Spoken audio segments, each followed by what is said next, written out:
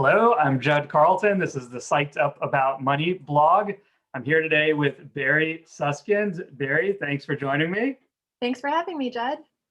And Barrie is a licensed marriage and family therapist in Los Angeles. She works with people throughout California and New York. So Barrie, you've got some great thoughts about developing your money mindset. Let's hear about that. Sure. Well, so many of us grow up with limiting beliefs about money that get passed down to us by our parents, often inadvertently. My grandma used to say more is caught than taught. And it's so true when it comes to money mindset. And that grandmother actually grew up in poverty. She didn't have a toothbrush as a child. She was running after trains, collecting the coal that would fall off so that they could heat the house. She was selected as the most malnourished kid in her class to get to go to summer camp. She was kind of given that as a gift because she just didn't have access to financial resources. So that was how she grew up, and she really passed that mentality down to my mother. And so many people whose grandparents, great grandparents grew up during the Depression, really have a lot of limiting beliefs about money that they pass down to their kids and on and on. And there's no formal education, in our country on personal finance. And so the way we learn is from our parents who learn from their parents. And a lot of times we're really poorly educated. People pass on ideas like money doesn't grow on trees. There's never enough money. A lot of times they're implicit as opposed to explicit messages, right? That our parents don't even realize that we're picking up on.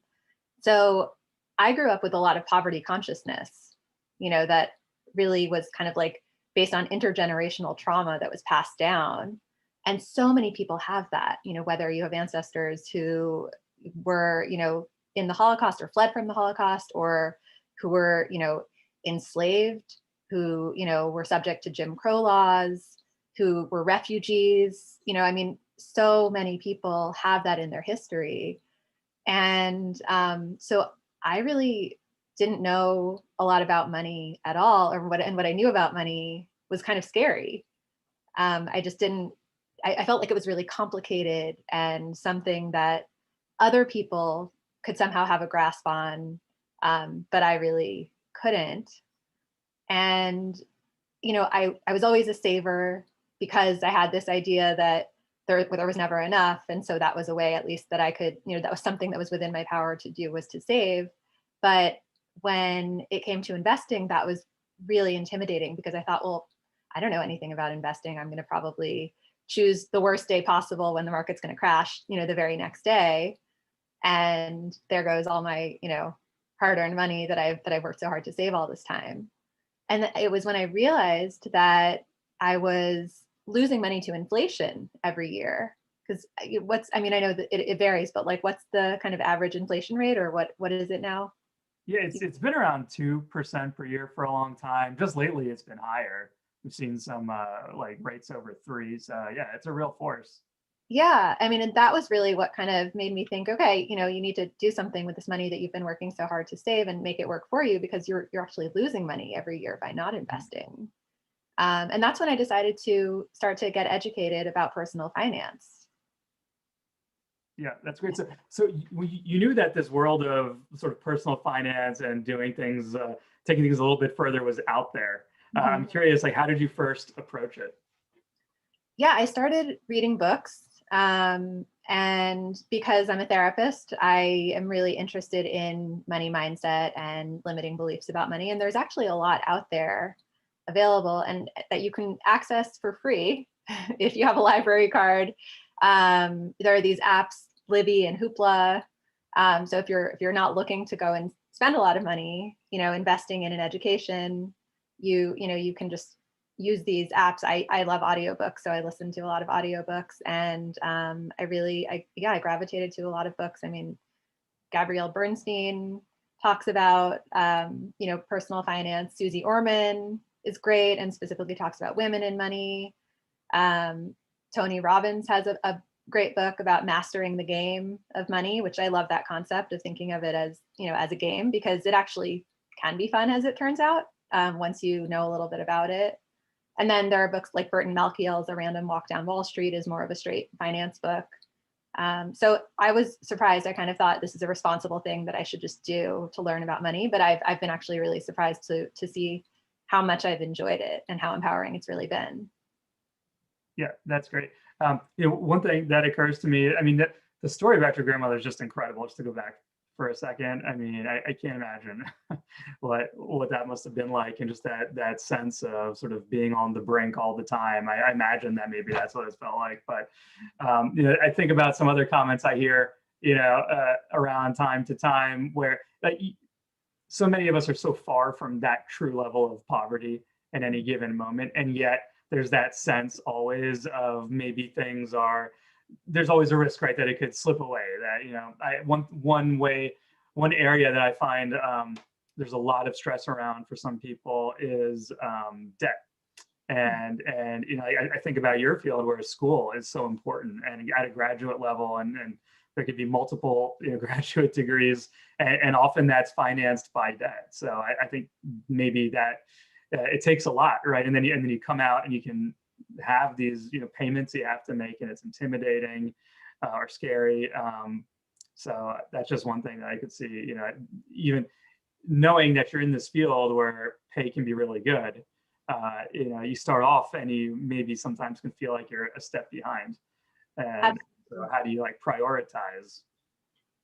Yeah, it's a great question, right? Because, and it's interesting that you say, I'm in this field where pay can be really good, because a lot of people think that pay is not good, when you become a therapist, that, oh, you're going into a field you love to give back, but, you're not going to make a lot of money. I mean, I actually know a therapist who had an MBA and then applied to become an LCSW, licensed clinical social worker, and the administration reached out to him to say, just so I mean, you can, we'd love to have you as part of our program, but you're not going to make a lot of money in this field, not what you're used to with your MBA. And he said, I'm going to be just fine, because he had a business degree. So he knew that he was going to be able to apply that to this field. And, we don't, just like we don't learn personal finance in school, in really up through grad school, they definitely don't teach personal finance or business management or how to grow your business in grad school for psychology. Or, I mean, I don't think they teach it really in just about any field, even business. I don't know that they teach that much about personal finance. But you're right. I mean, it is a commitment. You do incur debt, unless you're in a position where you have other, family or a spouse, or you're already at the point in your career where, you've accrued enough that you can kind of fund your own education. So yeah, it is a risk to take on. And I think a lot of therapists, just like a lot of people in general, are pretty disempowered about money, and sort of think, well, this is what I love to do, so I'm going to do it. But they also think, and I'm kind of committing to a life of just scraping by. And for me, that wasn't an option. I just did not want to live like that. I wanted to live in a place of abundance rather than scarcity. Yeah. I love that term, abundance. I'm curious how you maybe see yourself applying that. Can you talk about it?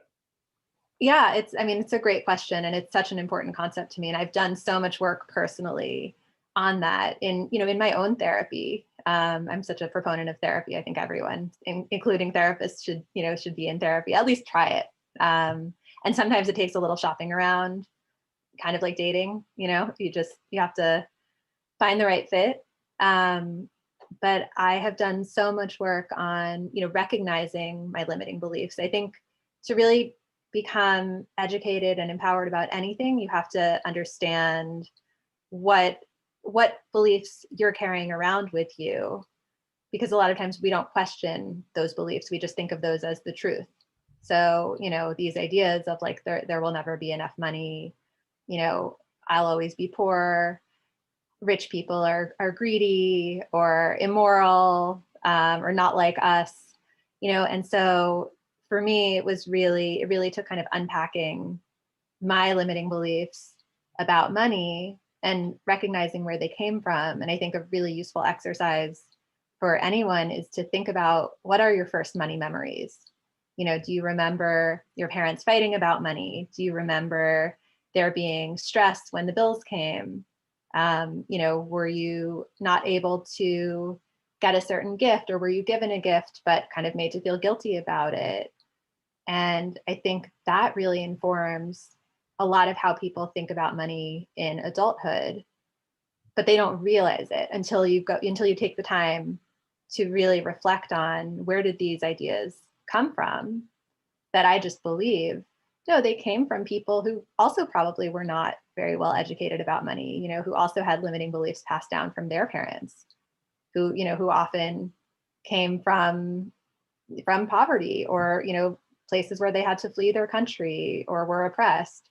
So those are the beliefs that a lot of us carry with us today that actually don't apply.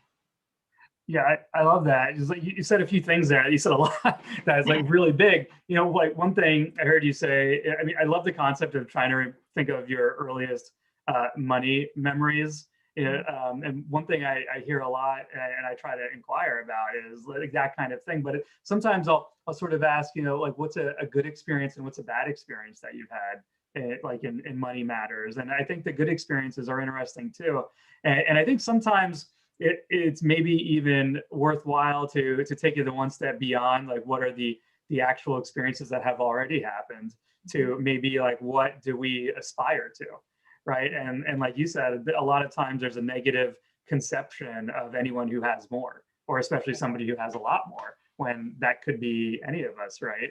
But so I kind of like that. It kind of makes me think, like, it sounds like you've done some goal setting. And like, you must have some examples that maybe you've seen, or is that how you thought of it, or is that something you suggest that people do? Sort of like setting, how do you come up with the vision for yourself? Yeah, absolutely. I mean, I think that goal setting is important, but goal setting, I think, in terms of not just in terms of, how much money do you want to have, because, there, you can say, oh, I'll be happy when I make, my first million. And then inevitably, people reach that point and realize, oh, I'm actually, no happier than I was, Right. A year ago, 5 years ago.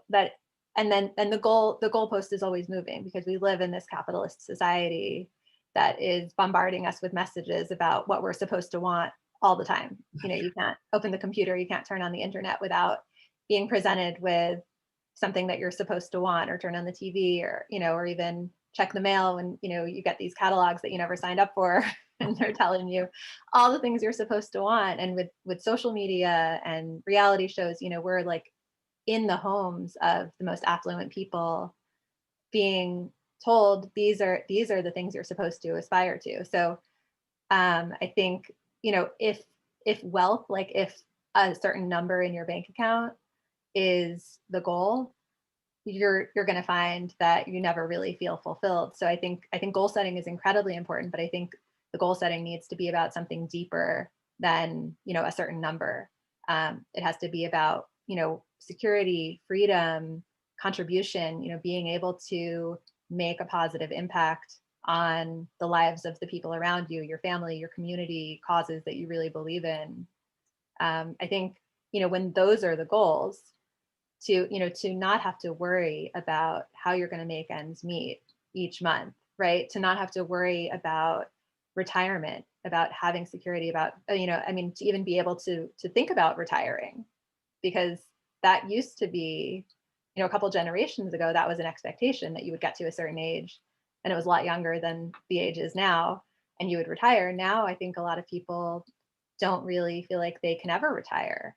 Social Security isn't really adequate for most people to live on, and most people aren't really saving effectively for retirement. It's a great point to sort of take these steps, and that's a great one. Sort of pick that number like that maybe feels pretty easy for most of us, and like put it on autopilot, right? And then thank yourself in the future when it's there to support you. That's great. Yeah, autopilot is key, because, I think for some people, it really feels good to make that decision every week, and to go, okay, I'm going to allocate this $40 and that feels like a really empowered thing to do. But for most people, putting it on autopilot and just not even making it a decision, not seeing that money, like having it get automatically diverted, before you even see it and have the option to spend it, is a great way to go. Yeah, it's there's a term I've heard before. They say pay yourself first, right? It's a version of pay yourself first. Yeah. Yeah, exactly. Yeah, it's great. So within the earlier conversation, you mentioned thoughts about money and approaches to money, and in particular, women and money. So how is that different? Yeah. Well, so women currently make 82 cents for every dollar that a man earns. So we're, making a little headway little by little, but it's still really unequal. And, that even just that difference can amount to years, right? Years extra that a woman would need to work to earn the same as what a man earns. Women are not really conditioned to be good at negotiating for ourselves. They actually did a study about negotiation and asked what metaphor best applies. They asked men and women, and men chose the metaphor of winning a ball game for negotiation, right? That's how they feel about negotiation. Women chose going to a dentist. Oh. Wow, I hadn't heard that. Ouch. So, those are quite different experiences, right?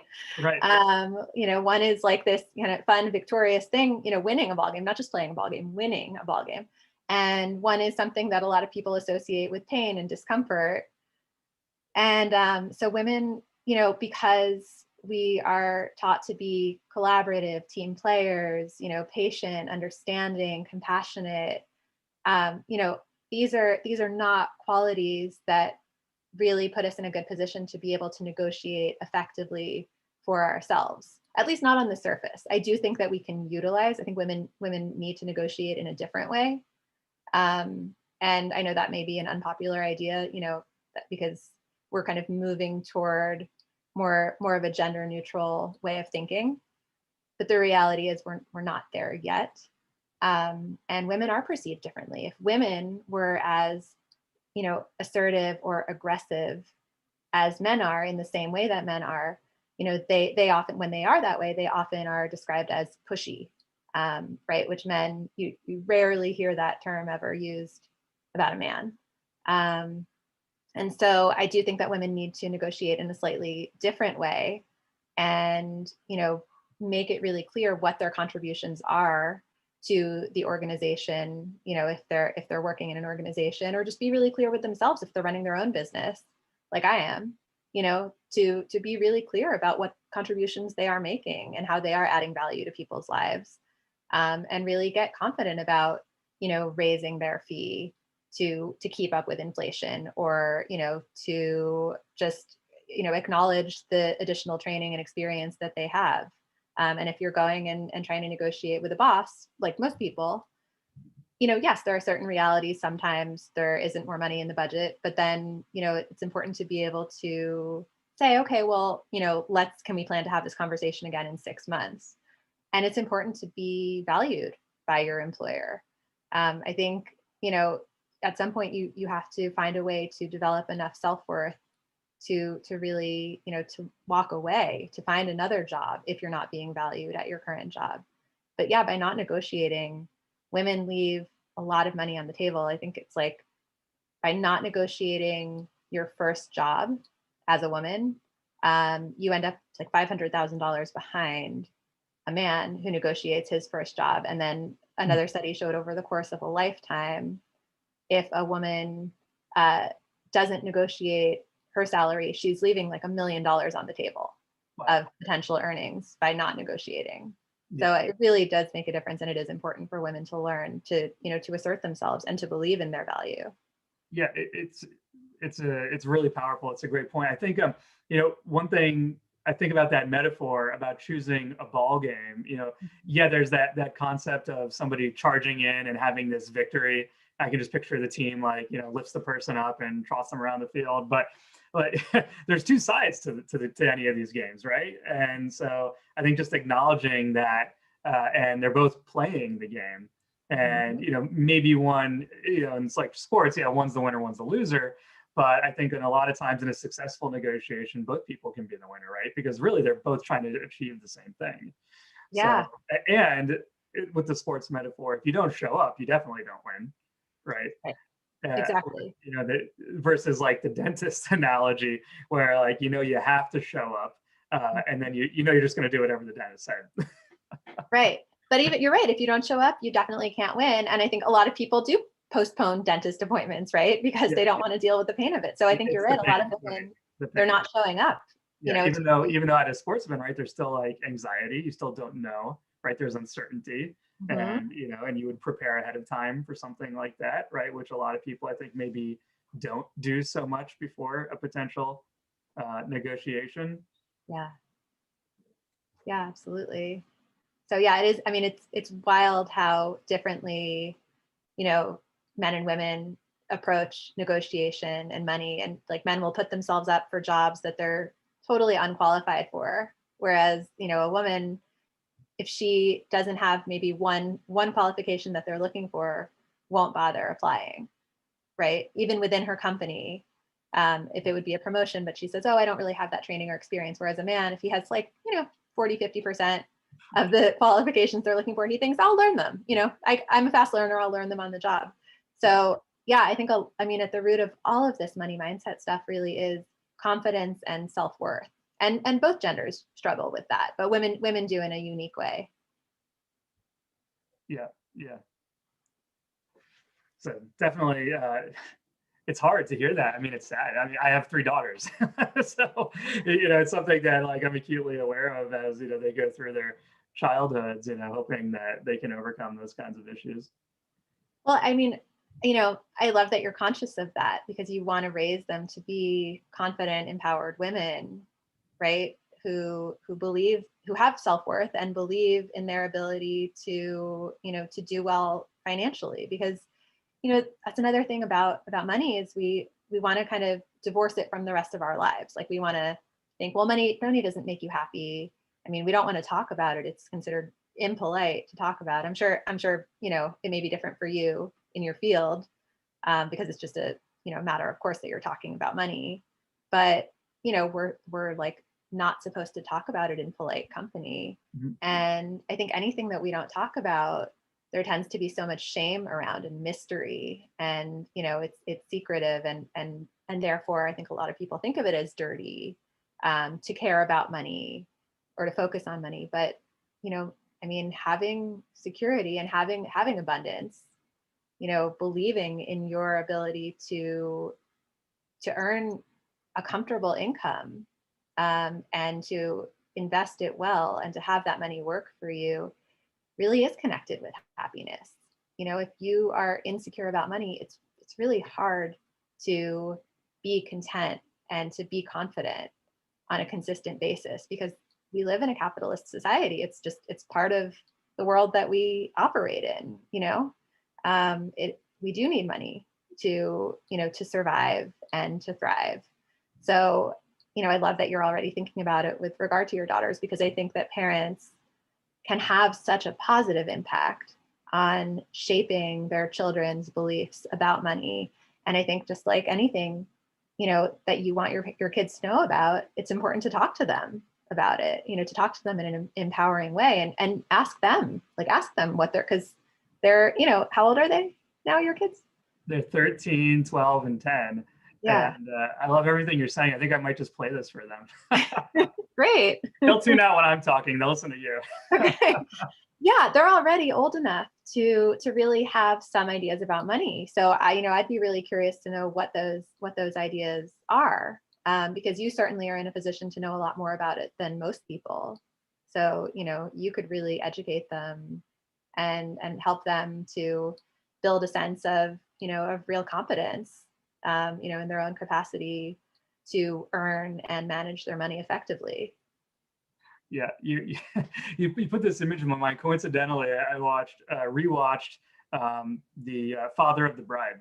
just recently. Yeah. And you know, the last time I'd seen that probably when it came out like 30 years ago.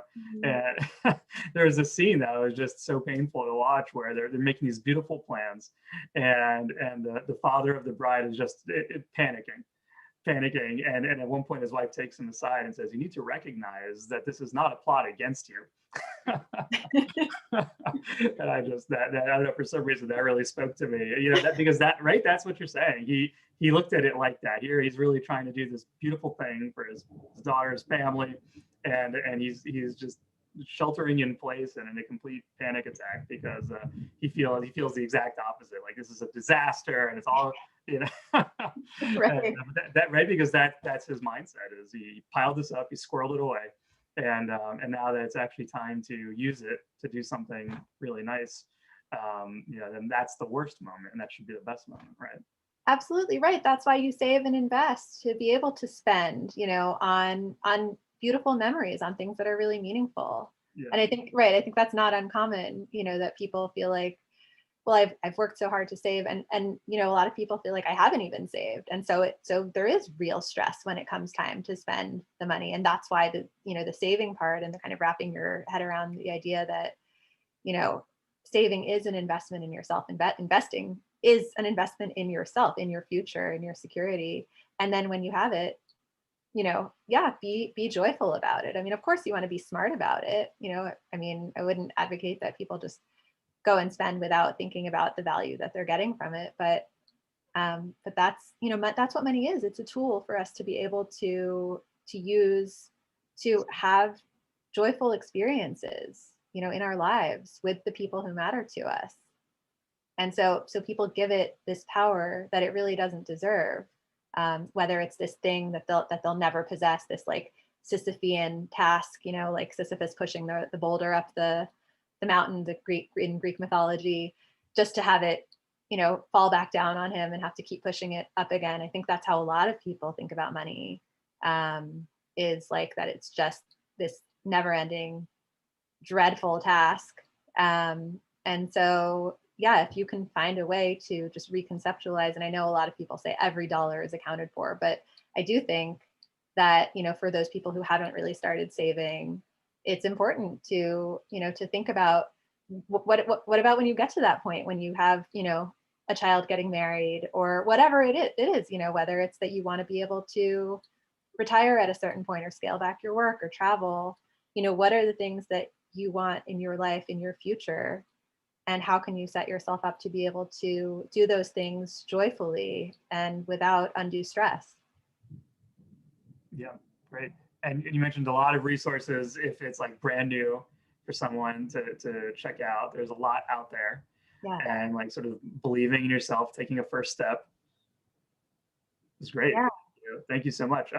I want to mention ways that people can find you. Sure. And you'll mention your name again, Barrie Sueskind. It's on the screen so everyone can find the spelling. And you've got a website, barriesueskindtherapy.com. You're on Facebook at Barrie Sueskind Therapy. And you have an Instagram page. And I have to say, the photography is awesome. It Oh, really looks great. It's a good follow. And it's Psychotherapist Confessions. So I have to ask, that's kind of a funny name. Is there something behind that name? there is something behind that name. Yes. I am working on a book called, at least for the moment, it's called Confessions of a Psychotherapist. The title might change, but that's what it is at the moment. And it's personal stories about dating and relationships from my perspective as a therapist. It's very funny. So that's why, I chose that title. Like And psychotherapist, like 2 words. like 2 words, Yeah. right? It's like a play on, yeah. So it's psycho_therapist_confessions. And yes, confessions of a psychotherapist. And money, we didn't get to it today, but money is definitely a factor in dating and relationships. A really, really important one that, again, people, tend to minimize, but it's really, really important to be able to talk about money with your partner. So maybe we'll have another conversation about that some other time. Yeah, I would love that. That would be great. Great. Thank you, Barrie. This was wonderful. Thanks so much for having me on, Judd.